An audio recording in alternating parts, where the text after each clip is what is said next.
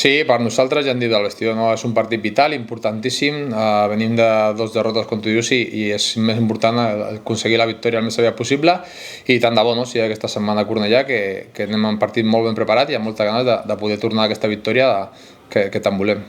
Doncs complicadíssim, no? Jo sí que és cert que ells són un equip que tenen molta pilota, tenen moltes possessions, al final és un dels equips amb més possessió de la Lliga, més de la meitat del 58% de mitjana de possessió, és un equip que li agrada tenir la pilota, que li agrada fer passes en curs, i tenir aquest ritme associatiu interessant, però nosaltres hem d'estar molt bé, no? A nivell defensiu no encaixar gol, que això s'està penalitzant aquestes 2 jornades anteriors, que hem d'estar molt sòlids darrere i també aprofitar les nostres, no? Que aquesta efectivitat que teníem les primeres jornades sembla ser, no? que l'hem deixat una mica de costat i tornar aquesta efectivitat a dominar les àrees, no? Al final jo crec que hem d'estar molt bé a les àrees per poder portar nosaltres punts.